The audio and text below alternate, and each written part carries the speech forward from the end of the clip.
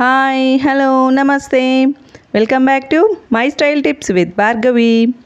ఈరోజు రెసిపీ బీరకాయ పెసరపప్పు కర్రీ. ఈ రెసిపీ రైస్, చపాతీస్, పుల్కాస్ వాటికి చాలా అంటే చాలా బాగుంటుంది. సో ఈసారి కొంచెం వీడియోస్ లేట్ అయిపోయాయండి ఫ్యామిలీ ఫంక్షన్ వల్ల. సో నెక్స్ట్ టైం ఇలా అవ్వకుండా చూసుకుంటాను. సో ఇంకా లేట్ చేయకుండా ప్రాసెస్లోకి వెళ్ళిపోదామా. ముందుగా పెసరపప్పుని తీసుకొని ఇలా కడాయిలో దోరగా వేయించుకోవాలి.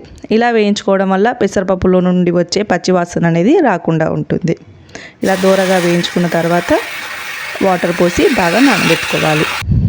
పప్పు ఎప్పుడైనా ముందుగా నానితే తొందరగా ఉడికిపోతుంది.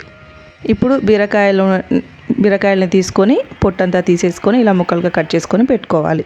అలాగే వాటికి కావాల్సిన టమాటాలు, ఆనియన్స్, పచ్చిమిర్చి అన్నింటినీ కూడా సన్నగా కట్ చేసుకొని పక్కకు పెట్టుకోవాలి. స్టవ్ ఆన్ చేసి గిన్నె పెట్టుకోవాలి. గిన్నె వేడైన తర్వాత అందులో 2 స్పూన్ల ఆయిల్ని యాడ్ చేస్తున్నాను.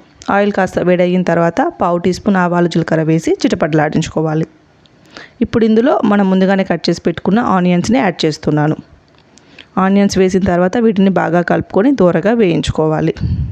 ఇప్పుడు ఇందులోనే ఒక రెమ్మ కరివేపాకుని యాడ్ చేస్తున్నాను. వీటిని వేసి బాగా కలుపుకొని గోల్డెన్ కలర్ వచ్చే వరకు కూడా ఫ్రై చేసుకోవాలి.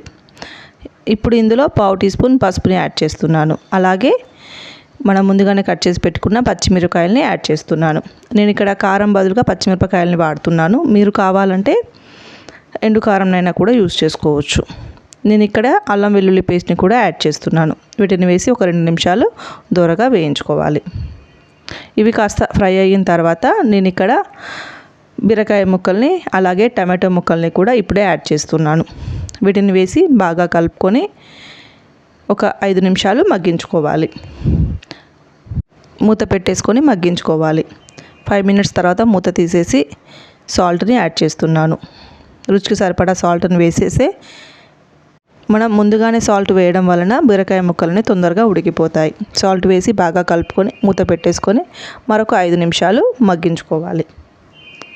ఇప్పుడు ఇందులో మనం వాటర్ అంతా కూడా వంపేసుకొని ఓన్లీ పెసరపప్పుని మాత్రం యాడ్ చేస్తున్నాను. పప్పుని వేసి బాగా కలుపుకొని ఒక 2 నిమిషాలు ఆయిల్లో ఫ్రై చేసుకోవాలి. ఇప్పుడు ఇందులో ఎసరులోకి కావాల్సిన క్వాంటిటీలో వాటర్ని యాడ్ చేస్తున్నాను.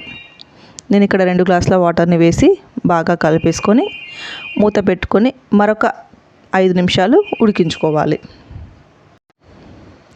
5 to 6 మినిట్స్ తర్వాత మూత తీసేసి మధ్య మధ్యలో బాగా కలుపుతూ చెక్ చేసుకోవాలి.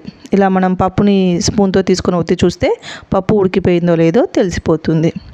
ఇది కాస్త దగ్గర పడిన తర్వాత కొత్తిమీర చల్లేసి స్టవ్ ఆఫ్ చేసేస్తే ఎంతో టేస్టీ అయిన మన బీరకాయ పెసరపప్పు కర్రీ అనేది రెడీ అయిపోయింది. సో మీరు కూడా మీ ఇంట్లో ట్రై చేసి మీకు ఎలా వచ్చిందో నాతో కామెంట్ సెక్షన్లో షేర్ చేసుకోండి. ఈ వీడియో నచ్చినట్లయితే మీ ఫ్రెండ్స్ అండ్ ఫ్యామిలీ మెంబర్స్కి షేర్ చేసుకోండి. మీరు కనుక నా ఛానల్ని ఫస్ట్ టైం చూస్తున్నట్లయితే నా ఛానల్ని సబ్స్క్రైబ్ చేసుకోండి.